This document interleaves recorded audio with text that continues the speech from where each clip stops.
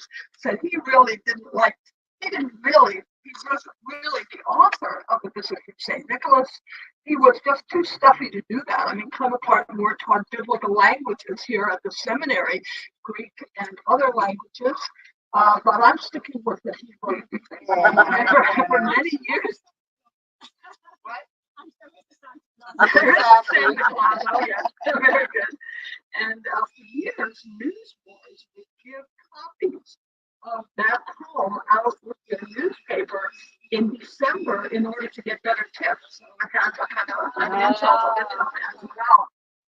This is a wonderful chapel. There's the oldest church in Chelsea is on the next box. But this is the chapel of St. Mark, 1 foot high. That was one of the tallest vestries, if not the tallest one in the house. But it's quite beautiful inside. It has more choir stalls than seats because every seminary is supposed to be choir delegate. It's very where are you have in the chapel outside the chapel. It's gorgeous inside. You can come and get a look. Oh yes, I do have an aerial picture that I did not take of the whole structure. And this is, well, sort of showing the aerial shot. This is what it looks like inside. It's fabulous.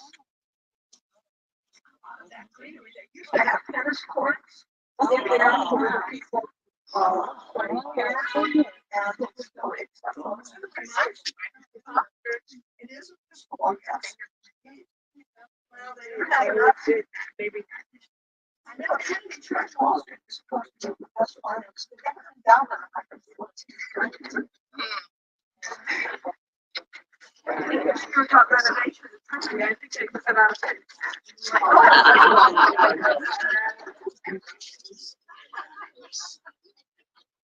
So guys, this is the General Theological Seminary, one of the oldest structures here in Chelsea. And you will find that I am on a Chelsea historical tour, but Joyce Gold is an amazing historian, and she's given us a good walk and a good lesson of this area. So there you go. That's the information right there. And here we go.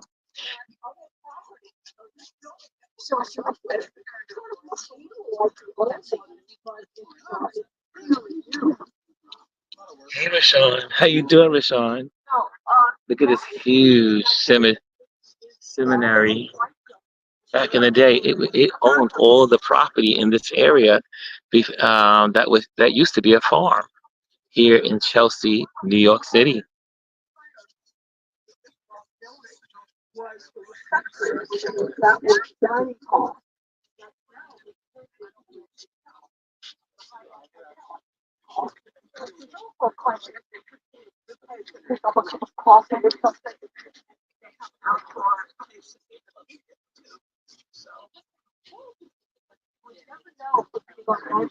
Or excuse me.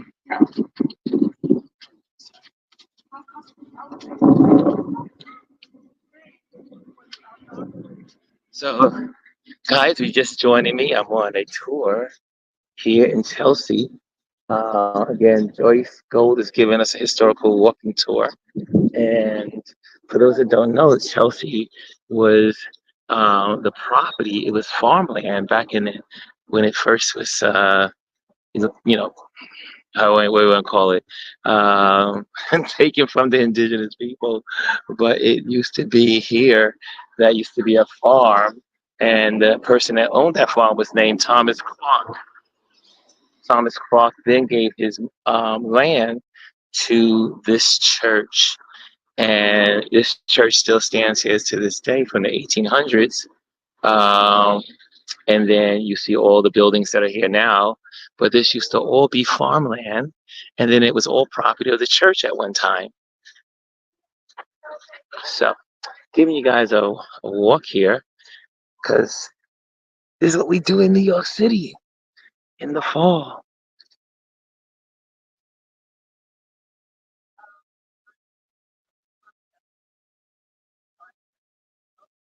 Priorities of the culture are at the time usually was the tallest building. And I don't know if they complained that.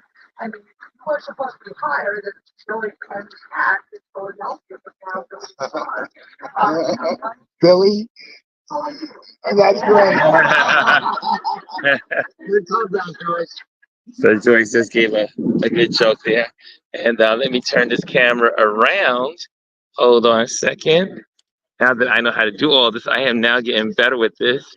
And so this is really going to be cool. Here we go. So here you go. You see me. Good day. Live from New York City, in Chelsea, New York City. And I want to walk into tour with the great Joyce Gold and Jeff Goldman, who sponsors these amazing historical walks and tours.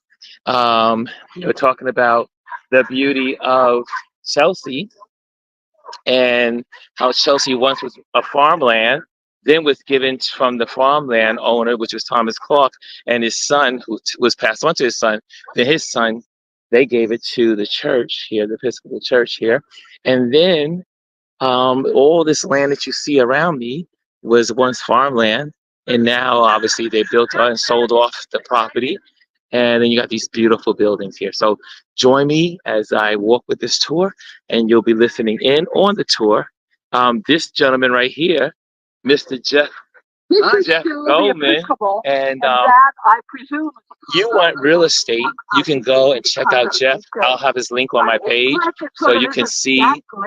He's an amazing real estate broker here in New York, historian, does talks and everything. So let's listen in.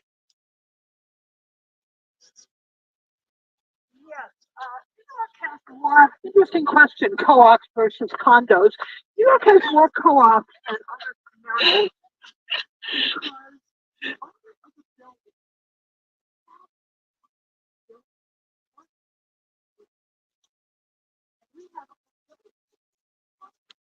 that was the way. But diplomats and other people in the 80s in particular, I think, didn't really want to go for a co-op board. And so that's when condos started, and now all are condos. So some people really prefer condos. I happen to live in a co-op, and I like to have something to say about who buys the loft above me. So there are pros and cons of both ways. The tax situation, the tax situation is different. But that really, what I just explained about passing on the building's mortgage explains why for a comfortable apartment, a condo will cost you more to buy than if it were a co-op because the owner has already paid off the building's mortgage. So you're paying more for that up front.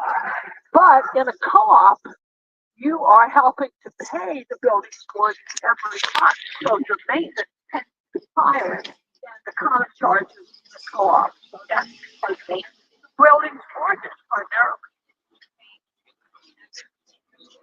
So you heard that information, and I have a co-op, and so there's pros and cons to having a co-op in a condo.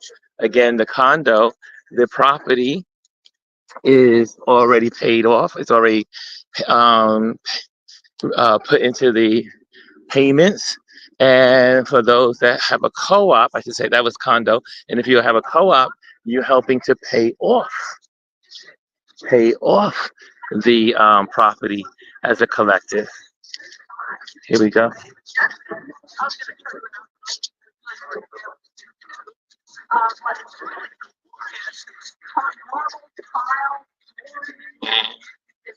so beautiful. Public worship, I don't think it's ever been open to the public. It's just important to the area.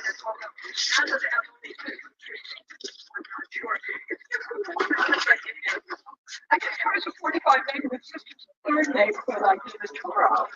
And as the station off the grass, it says, please allow the grass to grow. Right?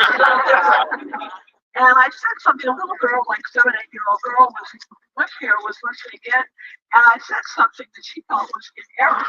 So She didn't give me the Bronx cheer. She tapped me on the shoulder and whispered in my ear the real answer, according to her. So I haven't really recovered. I mean, this is not a New York hit. Joyce is amazing.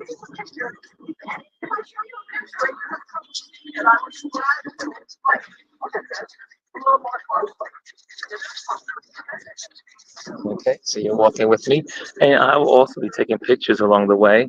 I also take pictures on these tours with Jeff and Joyce, and then I usually help them with promotion and all that good stuff. Here we go.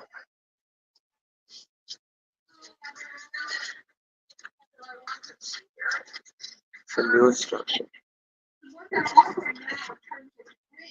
Three-year Master's of Divinity program and a 2-year Master's of Arts program and Master of Sacred Theology. So that's what they're going to be doing at the moment. I think they used to offer more variety. So let's see, number 254.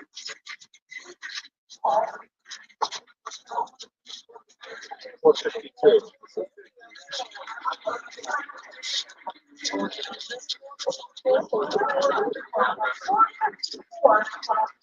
It's right over here with the big trees.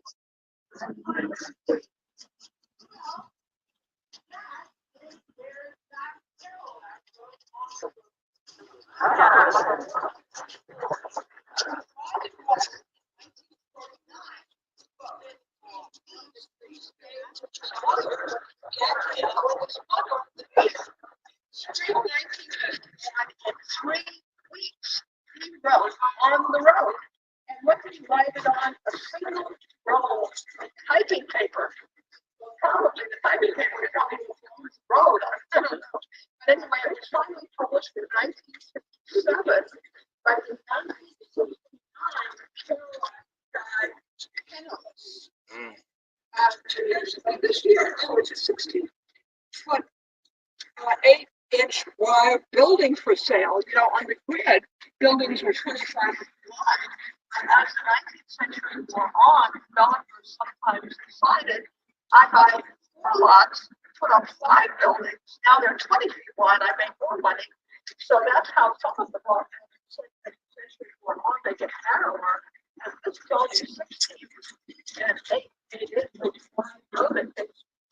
It's actually a middle.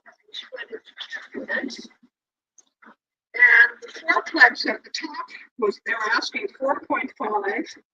It's a couple of decades ago, actually. And the lower duplex has a garden, and they were asking 2.5 million.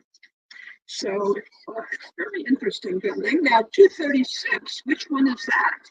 Well, at 236, that's 436. That way, Jackie.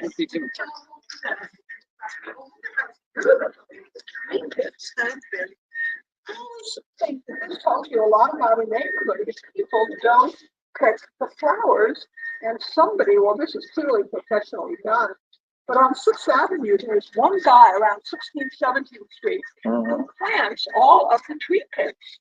And they had a GoFundMe thing because somebody was digging up his plantings, and now he's back doing it. And this is gorgeous.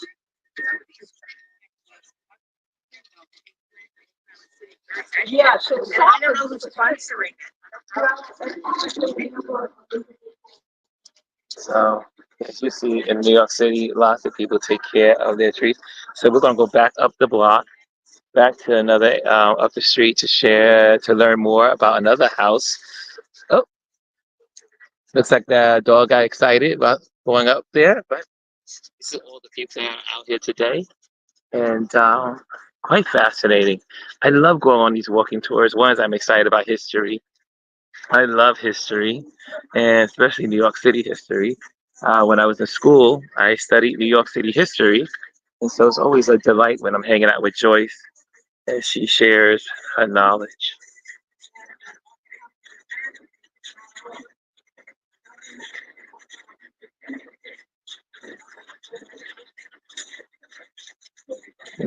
Okay. So you see our beautiful city bikes here. All of our beautiful city bikes is how we get around here in New York City. We who love to travel by bike and not use the subway system, we travel by city bike, and that's right here.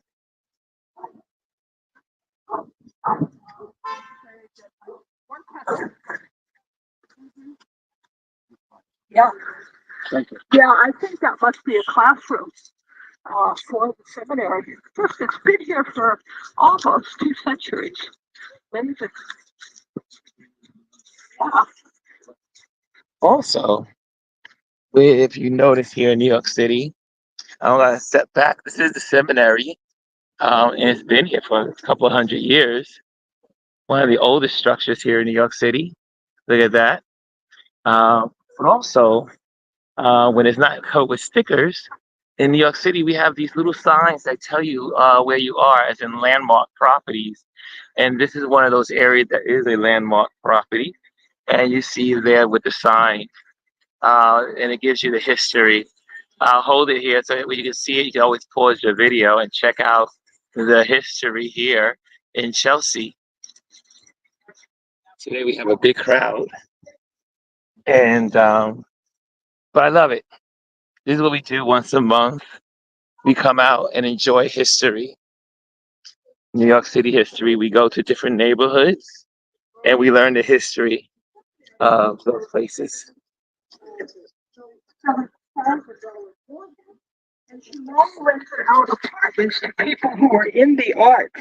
So for many years on the parlor floor, that was the home of Glenn Close.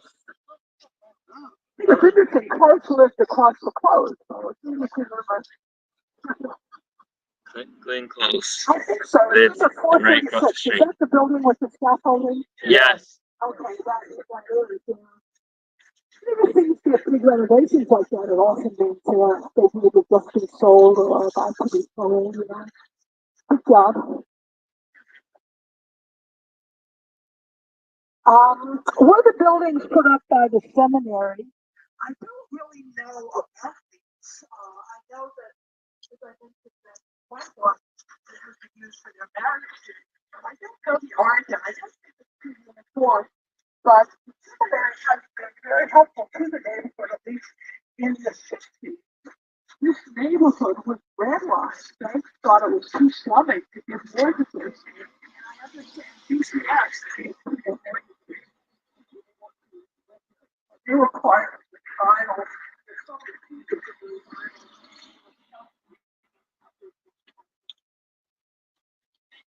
Did you hear that? She said that the area was redlined and considered too slummy of a place for people to live after all these years. But look at the beautiful. Look at the. I mean, this is preserved, and it's also open to the public, so you can go in to this amazing place of greenery here at the seminary.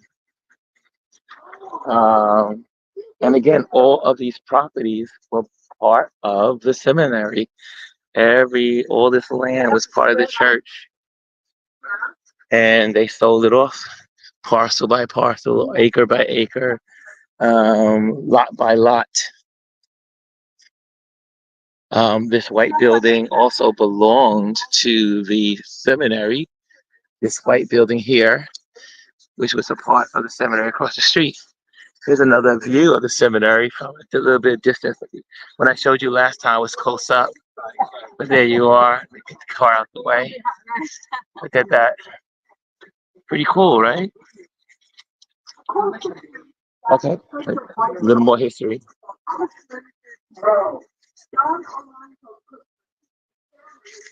Oops. Oops.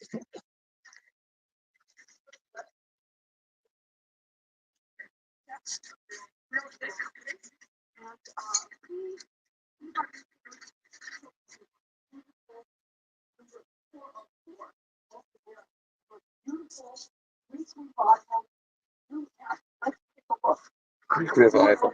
This home. Okay, we're moving on. Look at this. Look at this property. So beautiful. And they did a lot of refurbishing of this building. You see all the new corking and the brick. So you see the new layers and how they filled it all in. And then you see the older right here, and then you see the newer right here. And got a little ivy on the building. That's always a nice touch for age of a building. Cool, right? Cool. So she's gonna give us something else. Here we go. Here we go.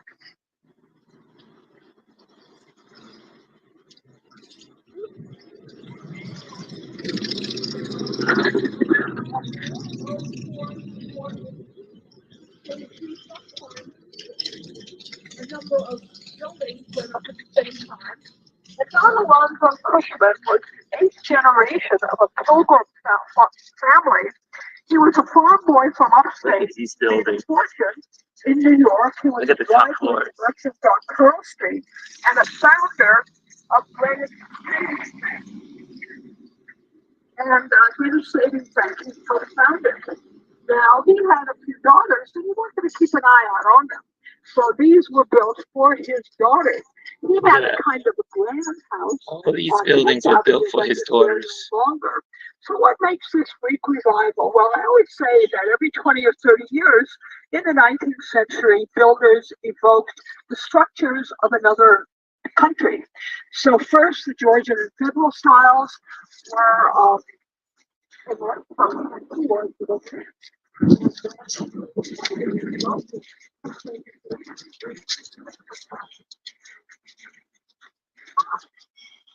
And here's information on the building.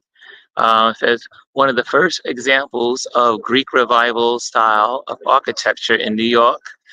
This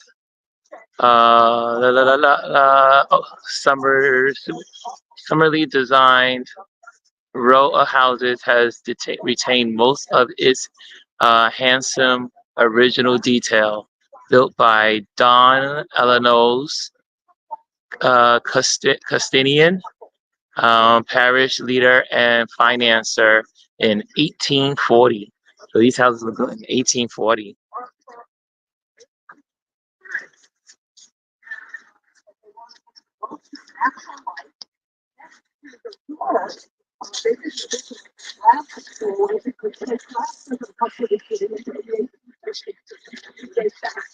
So the wood door will be more original, and then they have one of those side lights. There's not electricity, there are the windows to the side, either side of the door. Mm. So they have like what they call transom windows. And they can do it between the glass with a transom. But sometimes an owner, before the neighborhood is landmarked, which is essentially landmarked, will remove the three panes and replace it with a single pane. That is not authentic of the period. So those are kinds of things landmark commissions, preservation commissions protect. They didn't have plate glass yet, so in this period they have this panes at the top, six at the bottom. It's called 6/6. And you might go to Landmark and say, that is a drag to clean a 6/6 window. Can't I just replace both with two big plates of glass? No, you can't. And even if you didn't have heard me say any of this just has an authentic feel that might make you want to walk here rather than a place where there's more of a gap. Yes. Also, the brickwork is this long, short, long, short. House at 404 on the end. Yeah, I'm getting there. Don't predate me. So did you guys know that the glass did not arrive to New York City until 1850? 1850. It's the style of brickwork, pattern of brickwork that was used pretty much until 1835. It looks like a long brick, a short brick, a long brick, a short brick. But this doesn't have that, does it? No. So this would have been done just from the details I've been telling you. Greek revival goes to 1845. But what I told already, the building between 1835 because of the brickwork, and 1845 because they're Greek revival. Obviously, this doesn't work 100% of the time, but sometimes you don't know you play building out of the same period. But Greek revival, why do they evoking ancient Greek? Well, two things like the style and two things to take out of the style. 1828 has a African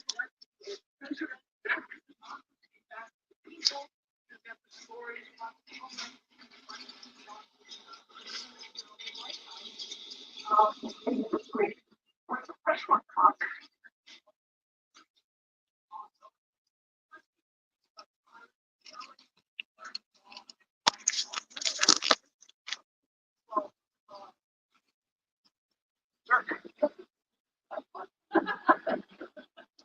And so that's record for about 1840. Almost they were looking for something else. Sorry about that, guys. They end up revoking lots of and also so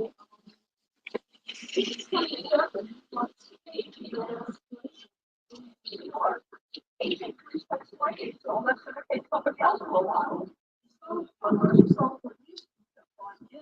Styles, out styles. Earlier styles.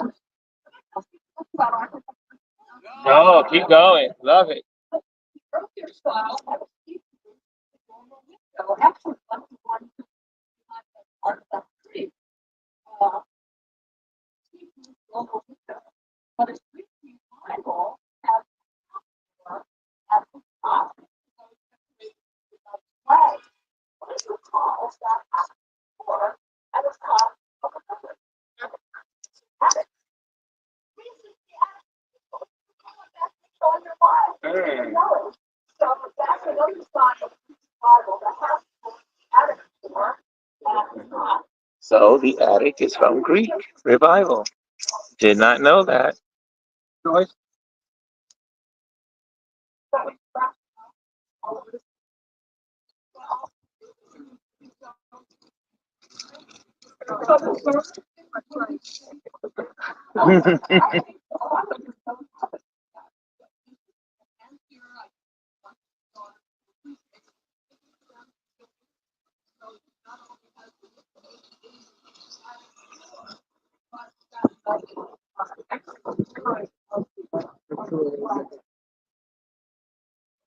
Joyce, the mailbox is outside the building. Makes me think that there was an exterior door that decides what's there. So we have outside a square column, left, but you bring up the concept of mailbox. All these still one family houses will have the mailbox.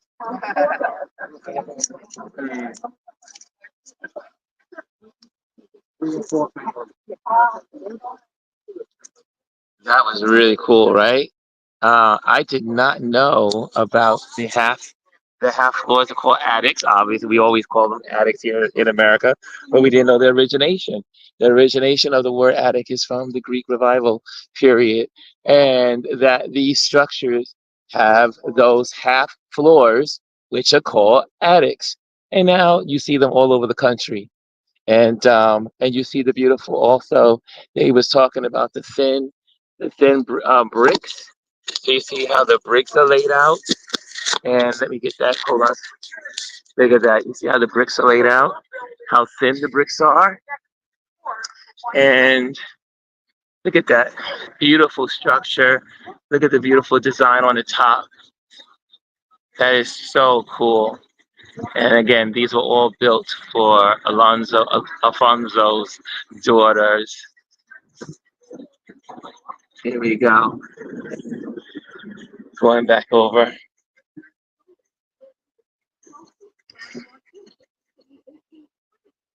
So that's already the spot. What else is different? Windows. Wait, the windows are bigger. They didn't have big windows. This building right here at the beginning of this is the older version. It's different. And the columns look like they were added. And there's something really different about that.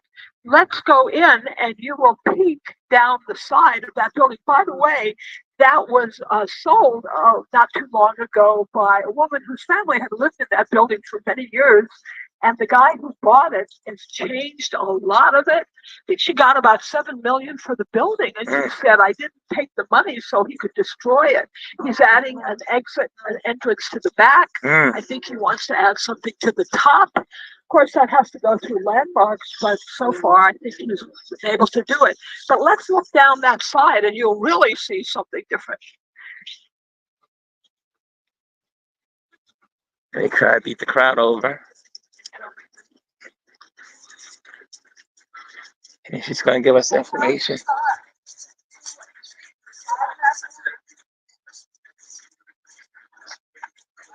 Oh, oh.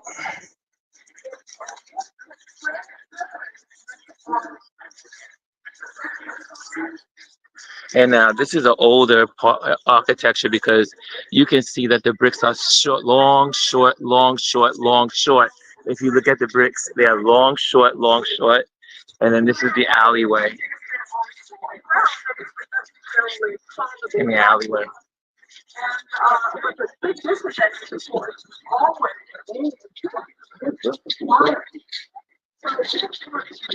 So this is the older structure, and then you see a row of other buildings are newer structures. Look at that. So this is one of the first brownstones or brick buildings in the neighborhood. This building was here by itself.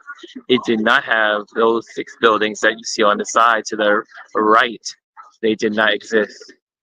And neither did this white limestone building. It did not exist either. Which was kind of was on the graduate residence, very long, narrow, off-white bricks. There's an indication the building went up between 1893 and World War I. 1893 and World War I. And what's interesting of the look at that design, so beautiful. An exposition that was a Columbus, and it's the white city, the city of the future. So we started getting off-white brick. Now, Donak is the name of that apartment house, and it stands in short for Don Alonzo Cushman. Don was his name, not a title. And that went up in the 1890s. One thing that particularly appeals to me about that building, it starts at the facade line of the row, and then kind of gently allows for the space inside. So it fits the building neighborhood tire. It's different in some ways. It's actually in the colonial style because I could go on, but let's move on. So, look at that beautiful awning on the top. So amazing. And then that beautiful balcony window on the top. Absolutely beautiful. I don't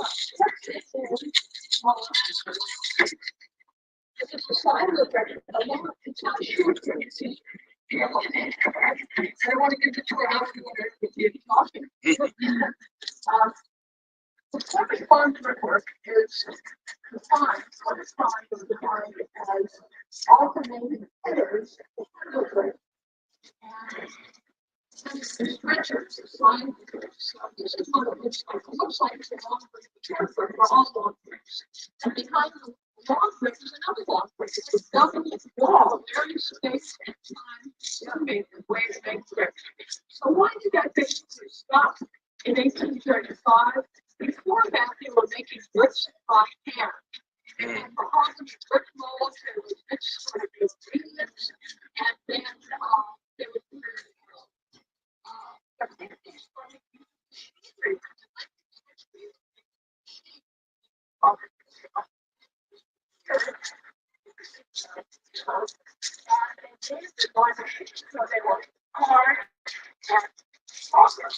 and also they used the border, so they had the double wall basically after 1885 for those two.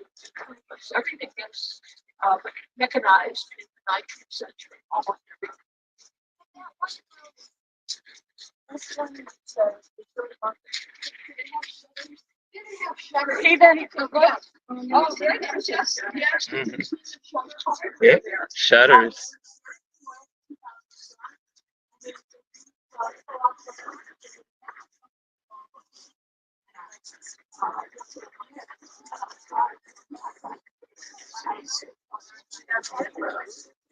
And how high is it? It's really more than original. Ah, Yes, because you can see the pattern at the top, there's a different pattern. And you oh, also see the ridge. Whereas the side, there's only 41 space, so the top floor is very vulnerable. And very often the bottom floor gets ripped out because we so this is a two-story building, and you can see the difference in the brick on the top. that building used to be taxed every day about the twice better than it just tells you so much. What are you it was in the 1820s.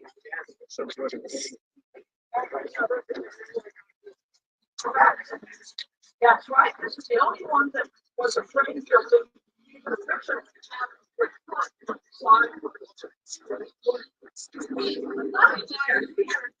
prior in 1776. He tried the best getting to a station here. And then the fire was built out third of everything downtown, and that's one of the oh, very scary competition. People close to the fire, they fire. Okay, hope you guys are enjoying this and giving you some insight of this tour. This is one of my favorite things to do, sharing with you guys. And again, let me just flip this around. And we're taking a stroll. They're going to take the walk on the sidewalk. I want to stay here. And let me just change this around. And so if you're just joining in, we are on a walk-in tour today with the great Joyce Gold, who and also Jeff Goldman, who sponsors this, a real estate broker here in New York City, who sponsors and creates these amazing walking tours.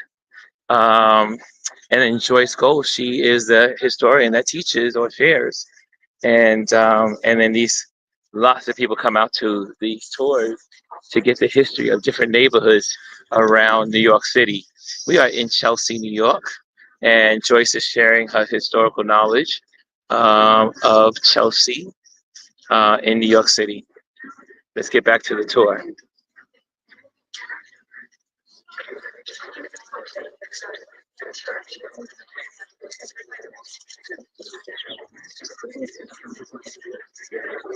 Look at that beautiful building over there. So many beautiful buildings in Chelsea. It is one of my favorite places to hang out. I come here for the galleries and the restaurants, and there's so many people here. So anyway, this is our Joyce over here. So you guys got to look up Joyce for when you want your tour, when you come to New York City. She does personal tours, and look her up. I will put her information in this video at the description. But look at that building across the street. That is so beautiful.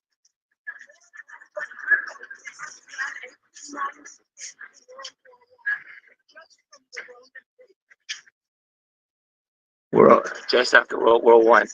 Look at that.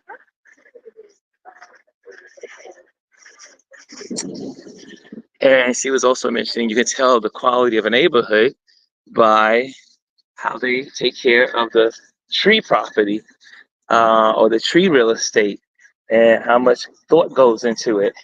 And so you can tell this is an interesting neighborhood or a well-kept neighborhood, and the people in the neighborhood take care of their neighborhood. Okay, so she's going to speak some more.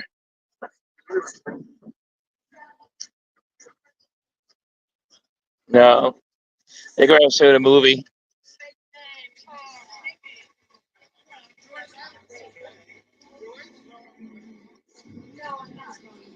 I have a question.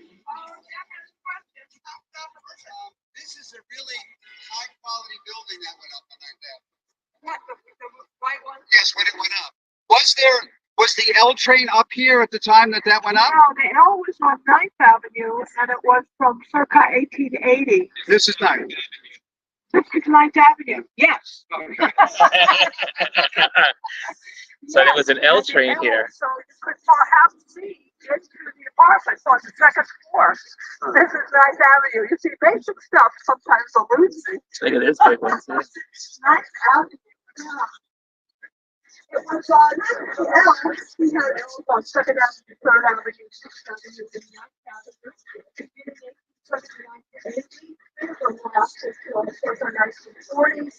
3rd Avenue and last until 1955. And they made the streets under them kind of dark and dusty and city. But they did open up. When the L's came, the whole Upper West Side opened. And Harlem opened as a kind of place because you could live uptown and get to your job maybe on Wall Street in a reasonable amount of time.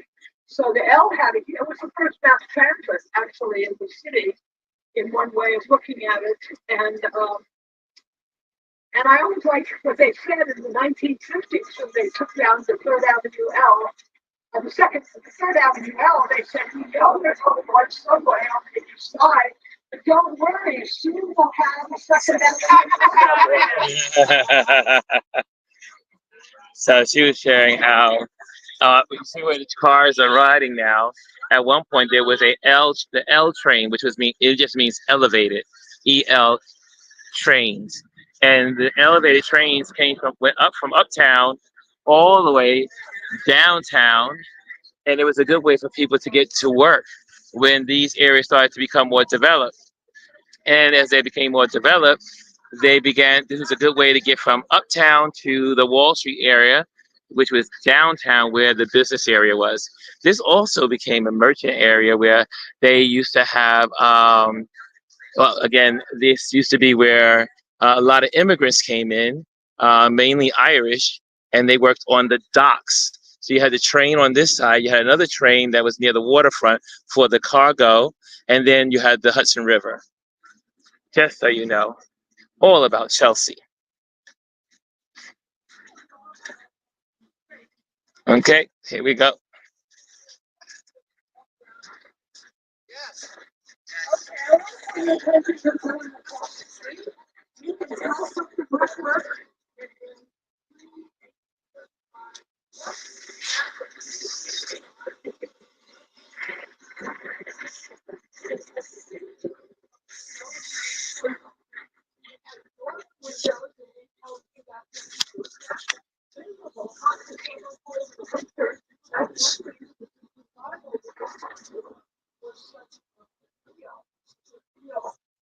That's almost as old as the one you just looked at. All of these buildings, especially French buildings, have backyards. Why do they have backyards? Actually, outhouses. This way. Another one that I did not know. So a lot of these houses that had backyards had outhouses. This is also a Greek revival that she was sharing. And you see how this is so different from the other architecture in the neighborhood. Like you see a lot of these brownstones over there, but then you see this brick one here on the corner, and you see this wood I'm sure she's going to talk about. But these are some of the oldest buildings in New York City.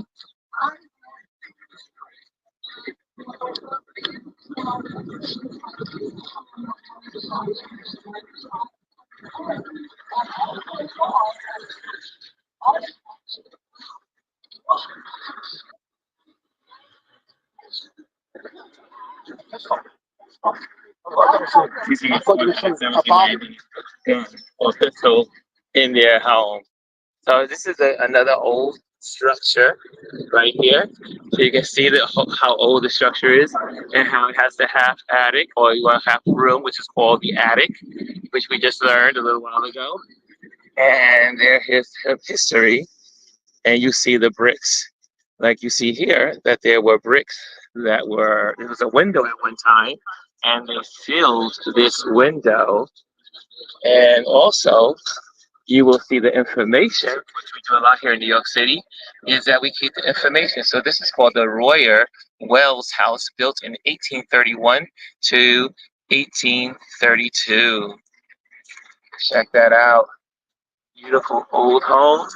And then we in New York City, what we do, the Historical Society likes to make sure you know what's happening and information. And then here again, the historical, Chelsea Historical District. And you can check that out. The Chelsea name came from Captain Thomas Clark, which we talked about earlier, acquired in 1750. And you can read on. You can pause your video at this point, and you'll be able to get this information. Okay? There you have it, designed on Historical District in 1970. Beautiful buildings, beautiful structures. Here's another amazing building. Has almost like the dumbbell design, where you have a gap in between the buildings, the two fronts and the back, which gave you windows to give you air into the apartments. Look at this with this beautiful Gothic feel to this almost like Spanish design, really. Gotta get closer.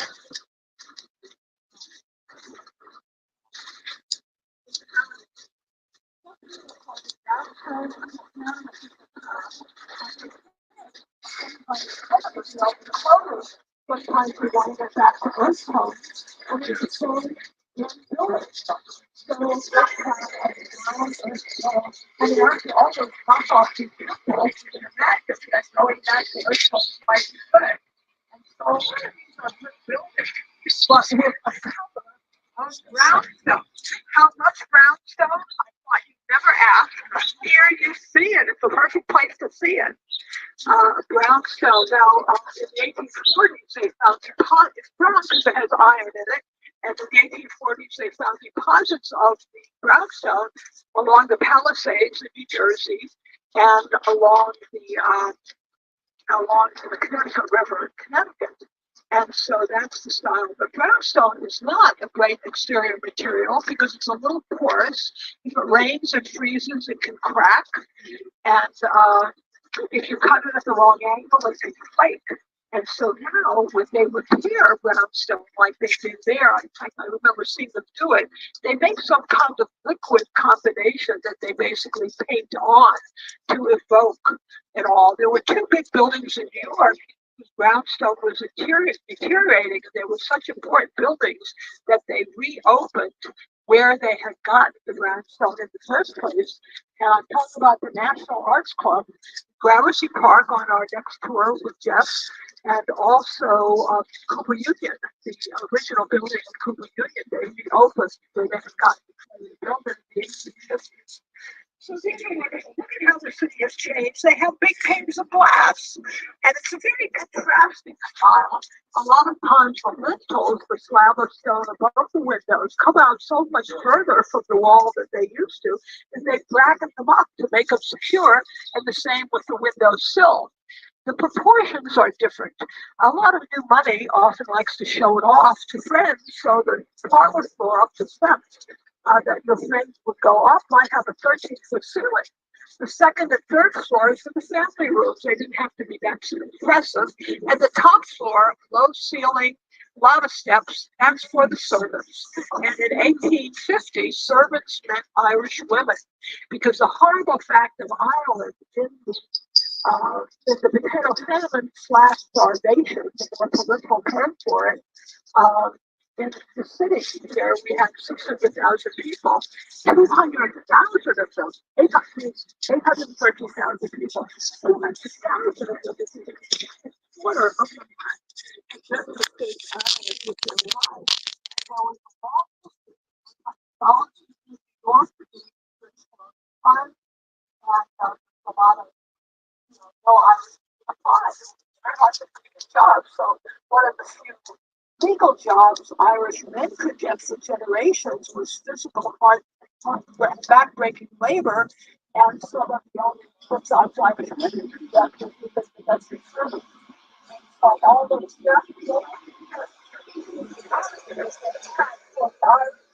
all those desperate service, who cares? So personally, I think attitude is just the structure of this service entrance is under the steps. And we would have up to 13 steps going up to the front door. Now, I don't drink, but I always say 13 steps. How would I get home at night if I was drunk? And I think the message of the building, you're not supposed to come home.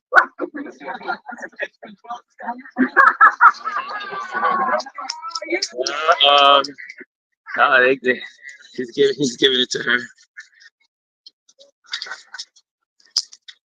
This was great information.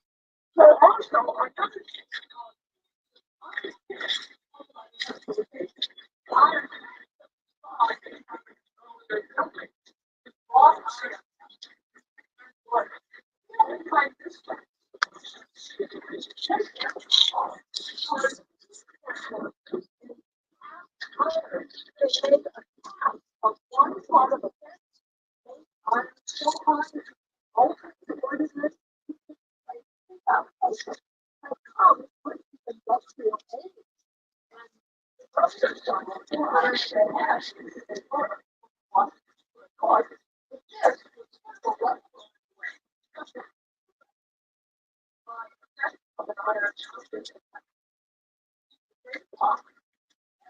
Lovely, lovely structures. Yeah.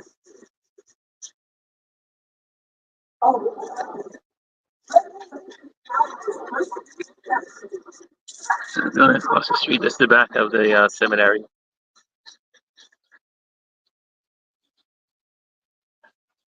And look at that. Looks like it used to be a bell tower there. Lots of history in Chelsea. you'll find a lot of these are one-family buildings. We're hanging out next to the great Jeff. Again, like I said, he's an amazing brother. He's my big brother. And I love him to death. But you guys check out his real estate. 60 feet wide. And it could feel very claustrophobic because the seminary is building right to the lot line. So isn't it nice that the north side of the street has gardens that push the spaces back so it doesn't feel claustrophobic? It's an interesting thing to look at. He's talking about the gardens, how the gardens property. You know, back there you see the streets, the houses come to closer to the sidewalk, but here you see these gardens, and all these buildings have their own gardens, and that was a feature of this area back in the 1800s.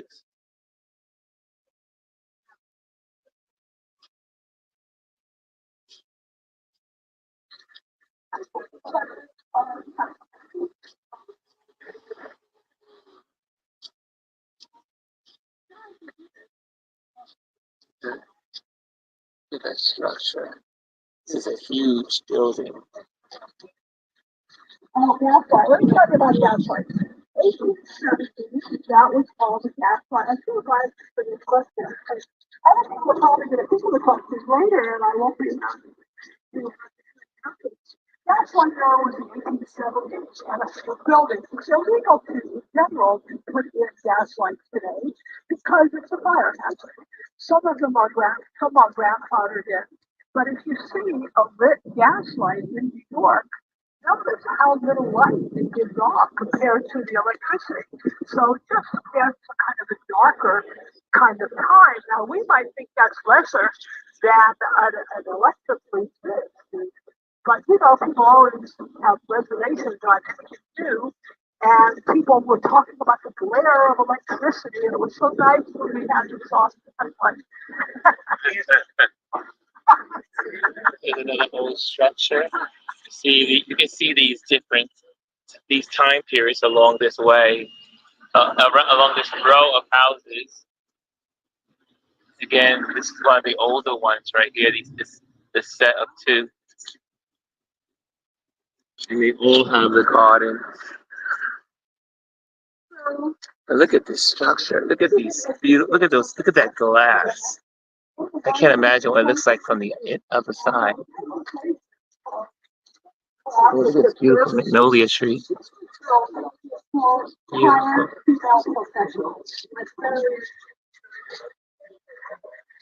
Okay, so we're coming through.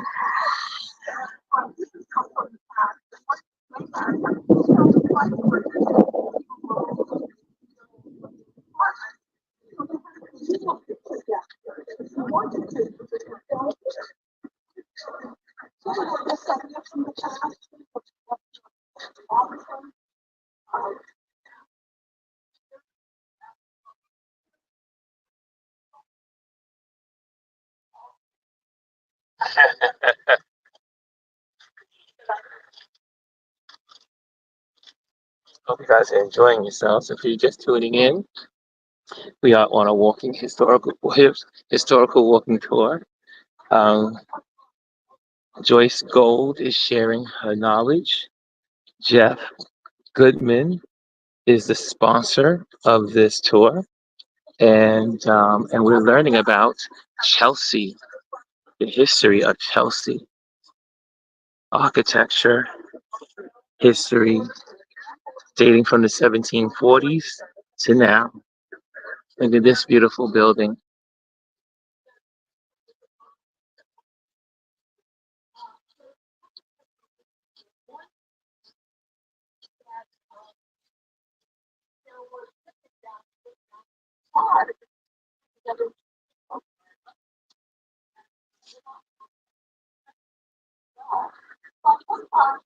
There's a problem with it, so it seems that it's better to move it if it's not all that one building than to repair it.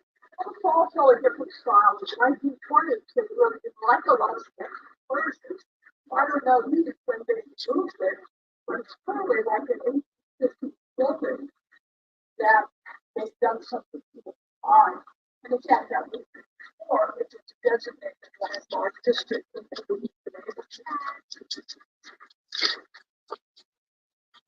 We are moving forward. We're moving forward, kiddies. Again, this is the back of the seminary. It is huge. And then you got new structures here.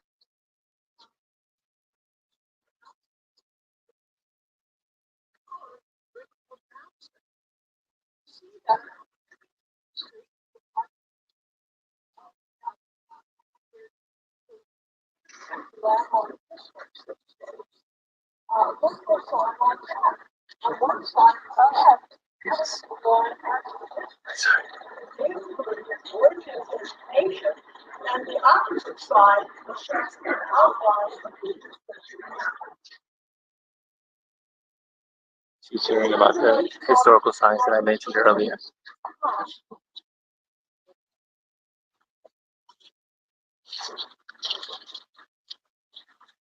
This one says Chelsea Historic District and District Extension.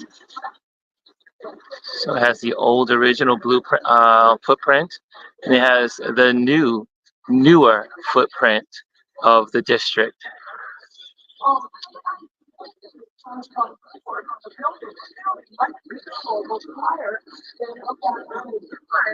Because especially in the 1900s, the Gilded Age, and a lot of it with the old money people fighting against the new money people after versus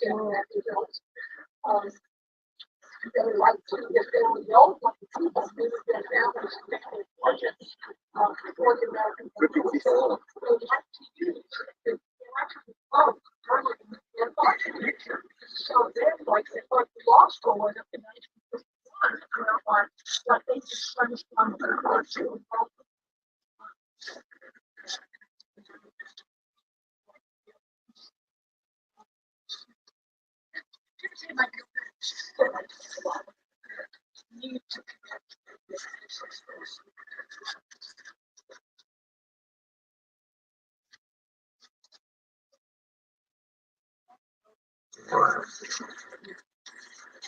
Garden.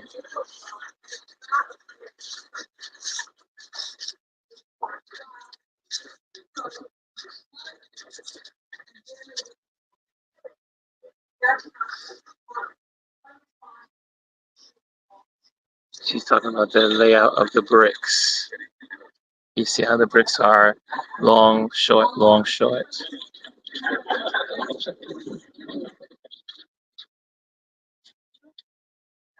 Joyce, she's on.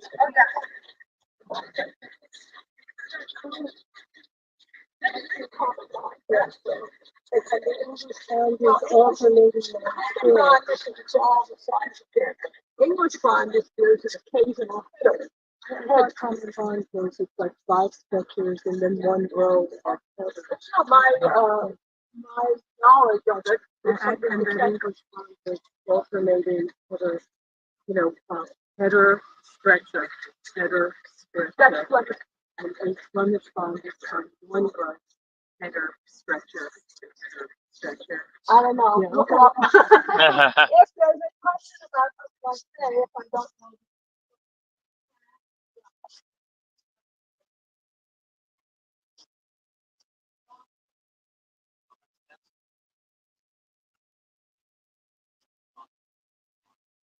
Fundraising.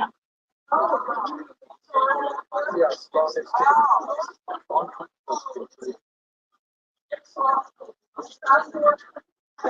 And as you can see, we New Yorkers, we love our Kamala Harris, and this is a banner here. This is also a famous building. Looks like it's William Stevens. And I said if I should walk in here, but I'm just going to show you real quick. And here you go.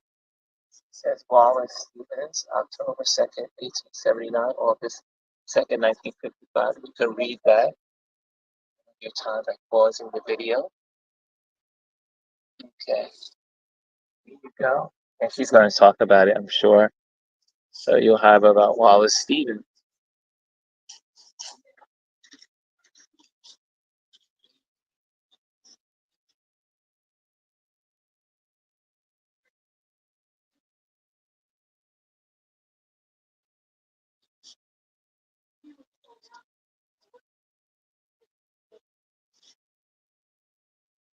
Look at the fencing. Look at this the railing. It is so intricate. This is so beautiful. The ironwork. This one I think is ironwork. Ironwork here. Look at that. Beautiful. Nothing on Wallace C. Stevens.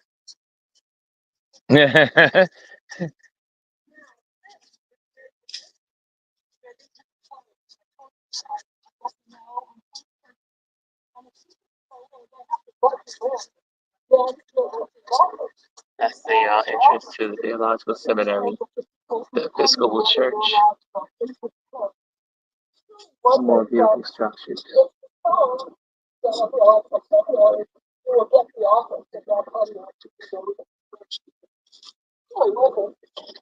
Initially, just walk through the building on the Another beautiful structure.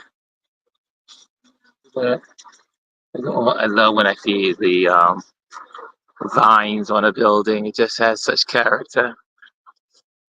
Look at that. Look at this. This is amazing. 445 is an interesting building. Oops.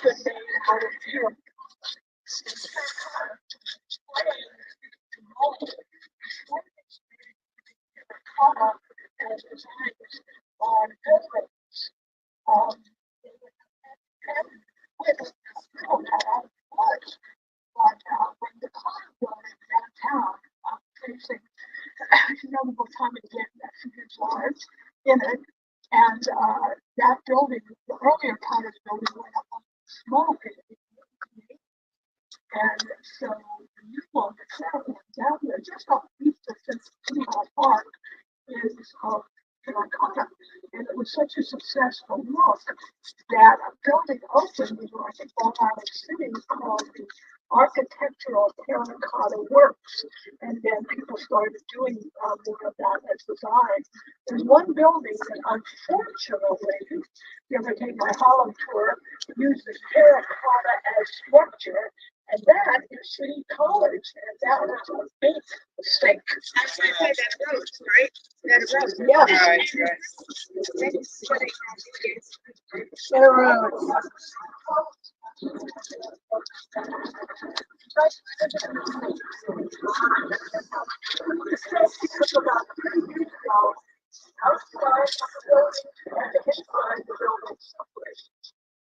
and they had to replace 20,000 pieces of that. Thank you all for this. City College. There we go. Again, if you didn't see all the columns. So these are the cast iron fencing. No iron work, the cast iron. They had an actual mold to create these fencings. Again, look at those beautiful vines. Look at that. Beautiful. And I just love the way that lines up there. There you go. Look at that.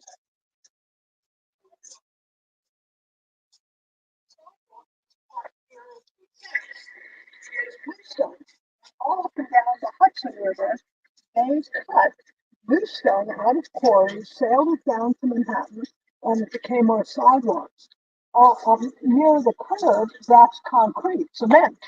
And cement you will find as the sidewalk in places that were long industrial, like Soho or Tribeca.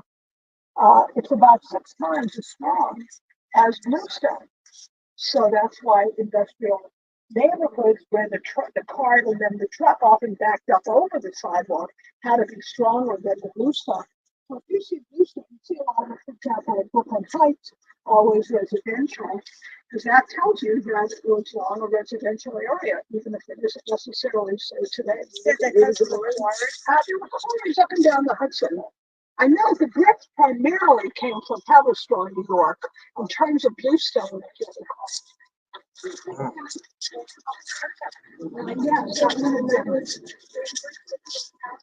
Another one that has the property has been placed on the National Historical Register by the United States Department of the Interior.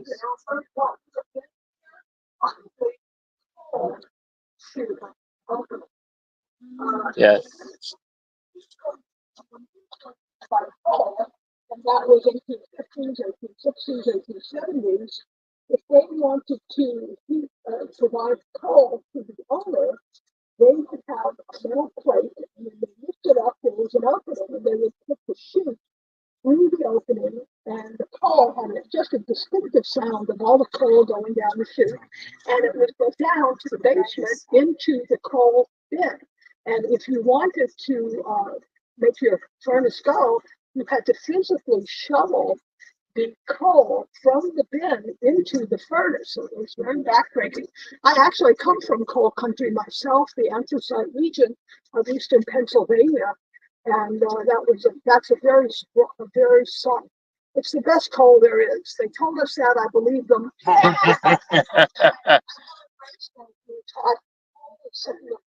I call only to diamonds. But that was when a lot of people, with respect to if you notice on the Gunner Club, that was built in 1853 by that guy named Irad Holland, who was the head of one of the big coal companies in eastern Pennsylvania. So that harkens back to a much more polluted time. And I did a coal truck, kind of a small coal truck, a couple of years ago. It was in front of a piece of coal-fired. Yes. So this is what she was talking about. Right here on the sidewalk, you see that circle? That's where the coal used to be delivered to the house. It would be a little plate on this little circle. They remove the circle, put the coal chute in. The coal would go down to the basement. And in this basement down here, they would collect the coal and use the coal for heating and also for cooking. But that is where coal was the main source of energy back in the 1800s. And there you go. So when you see these little circles on the streets of New York City, you know that they are for coal. I did mention that several times in some of my walks with Fort Greene and just sharing you my neighborhood. So it's good to always get that history reaffirmed.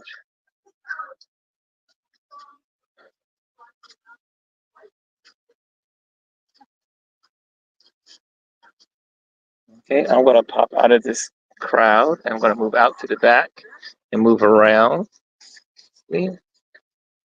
And there we go.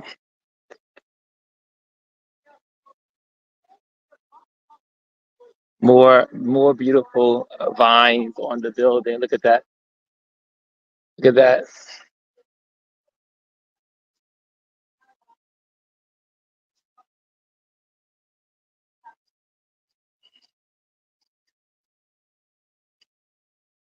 Okay, see that?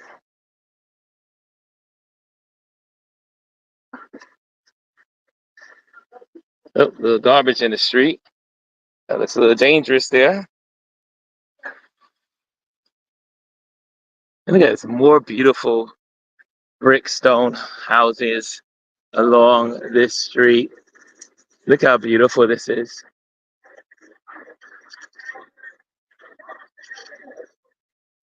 Again, look at that.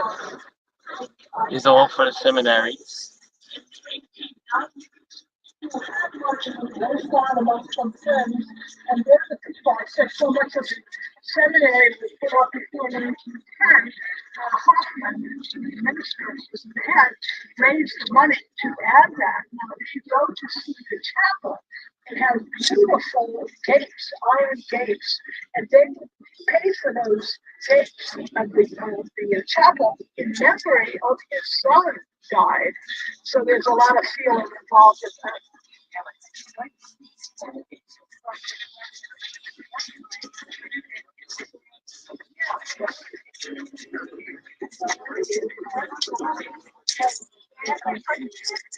Right. Yes, the computer center. Yes, Bishop Desmond Tutu had come to the seminary a couple of times, partly for medical treatment in New York. And before the hotel took over the Ninth Avenue part, it was called the Desmond Tutu, the Bishop Desmond Tutu Computer Center, I think. But that's not there any longer either. It was part of the Fifth Avenue section before it got sold to a company to make it a hotel. Well, let's walk around the hotel. I want to know if it's like well, I'm that. There's so much going on.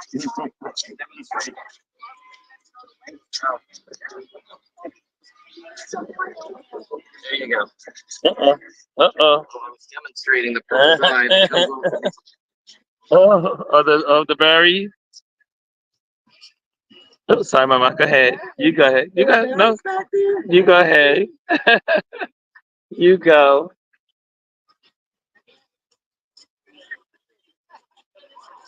Again, such beautiful. And then let me just get that in there. Let me take a shot of that. And you see, there we go. That cross where you see those that overpass is the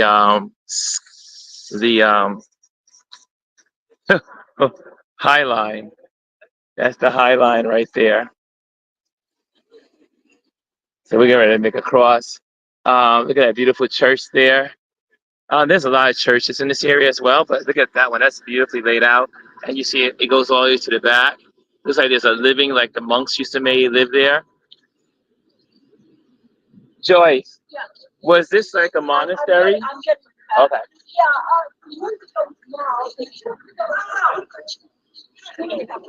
Yeah, and then I'll talk about. So it's still part of the seminary.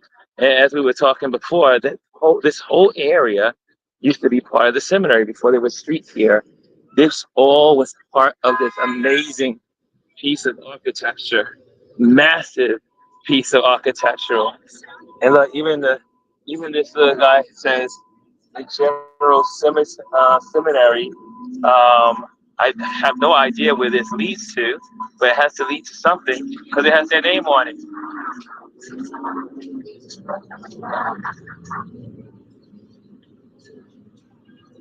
One of these days, I'm gonna give you a walk of the High Line. You're gonna love that walk. And as always, there's always construction going on in New York. Here's another one of those manhole covers that has the General Seminary.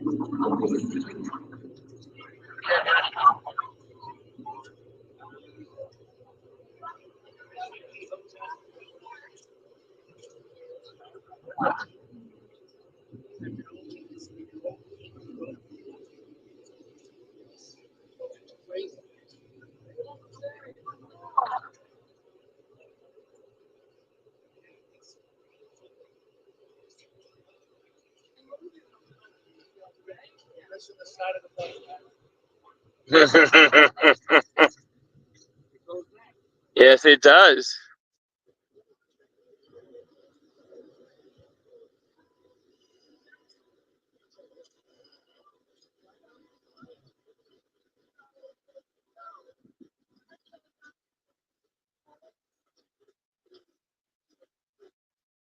Oh, let's get by Jeff.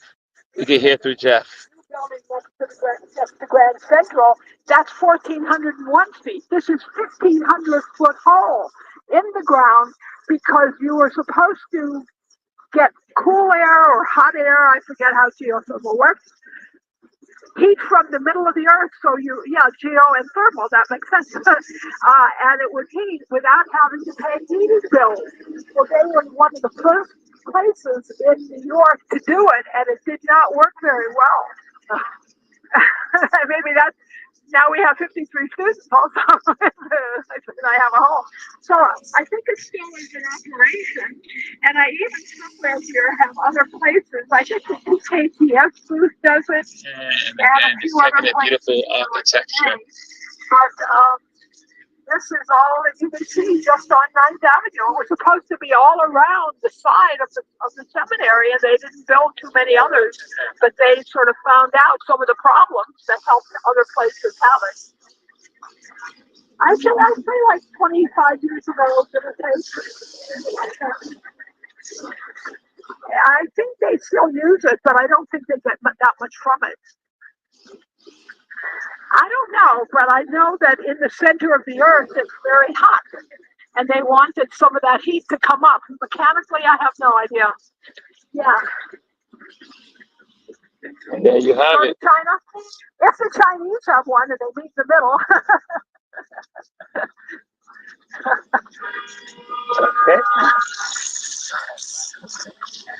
Okay. And you see our wonderful construction folks working on the roadways. Actually, it's the newer church because there was a previous one on 23rd Street that had to move because they were doing something with the High Line originally when it was actually used for safe traffic. This one went up. It went up in 1910 and it's called Guardian Angel Roman Catholic Church. They said prayers for people who were going on the streets because a lot of people working out the dog prayed here, and it was designed to look like an ancient Roman church. They also have next year the Guardian Angel Parish School run by the Dominican Sisters of Newburgh and the Quakers, and the professional trained staff. After almost 123 years, the school closed. School just closed. How much did it cost children's here? 2023, 5,700 a year. Avenue School, the private school up the block, over 10 times. Wow. This one. That's a lot of money for some schooling.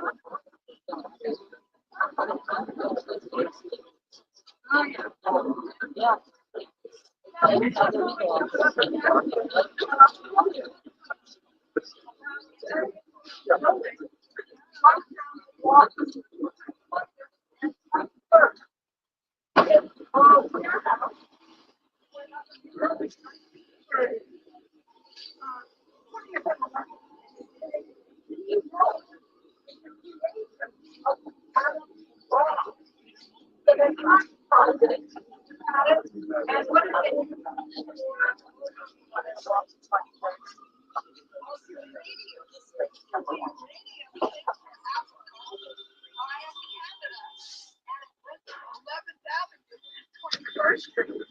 The government didn't clean out all the uranium until early 1990.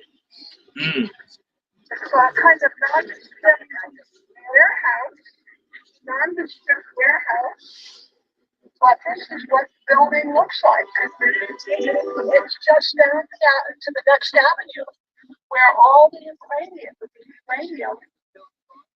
No, the building's still there. It's just emptied out. Just the early 90s. Oh.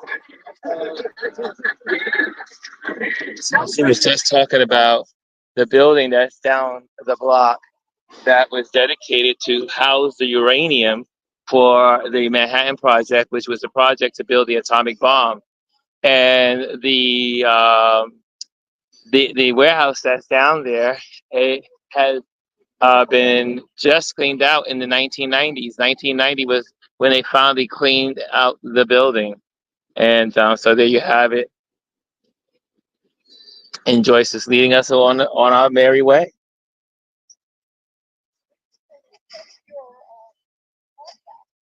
Hmm. It's just on YouTube. I'll send you the link.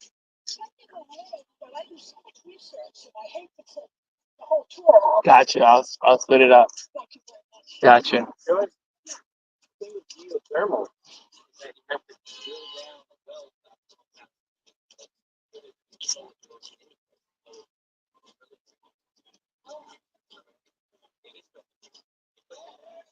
Mm.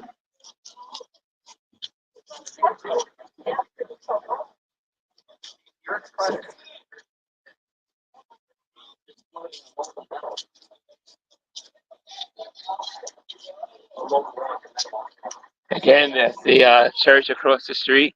It's a Roman Catholic church designed on the Roman churches in Europe.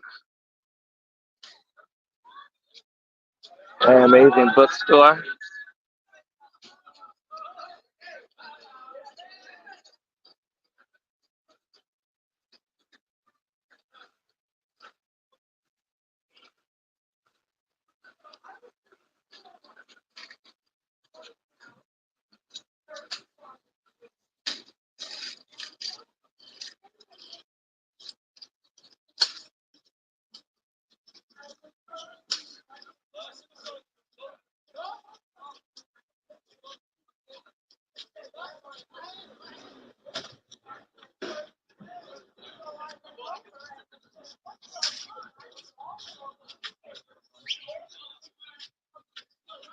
So she's talking about the church across the street, and we are now almost at the 1.5. Oh, there we go. We missed that one. We missed that one, y'all. We missed that one.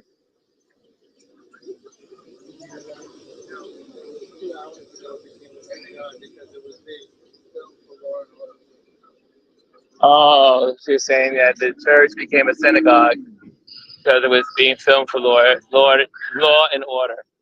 It's also its talk. But I'm going to pretty much just end it right here because we're near the end, and I want you to be able to come out to Joyce's. And look, this is named after one of the clocks right here. Here you go. There you go. This is what was here before. Captain Thomas Clark purchased this property from Jacob Dyke in 1750. So you just take this and look at it and then pause your video and you'll have all this information. And there you are. This gives you a history of the area as well. Okay, it's a good way to end the tour. And for me, with you guys, they're going to continue on, and we're going to continue on as well. But this is really exciting. I think it was really a lot of great information. Some of it you got to hear, some of you did not. And the purpose of that is so that you can come out and be a part of it. Above there, you see is the edge, a beautiful new observation deck. It's the largest observation deck in the Western Hemisphere. And you got further down, you have the merchant building, and also a signature of the water towers on top.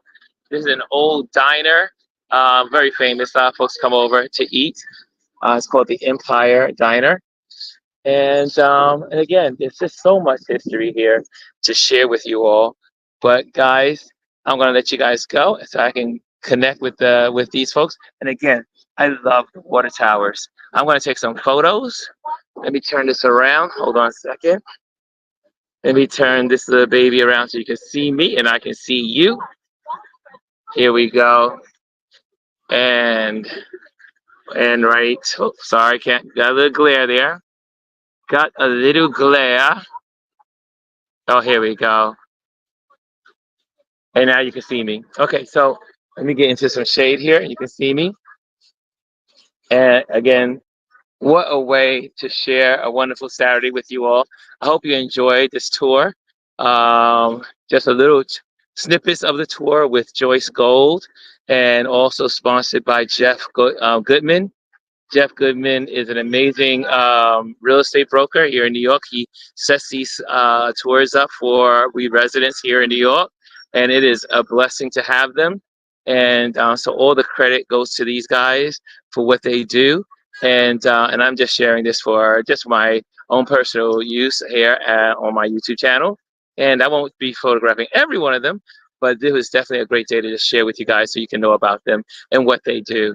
And Joyce also does private tours, and you can check out her website. I will have that linked in the description of this video. So guys, thank you so much for joining me on this nice historical walk of Chelsea, and I hope to see you. Hope to see you on Monday as we do our Touch Base Daily. Okay, guys, take care. See you soon. Bye bye. Oh, she's running. She's running.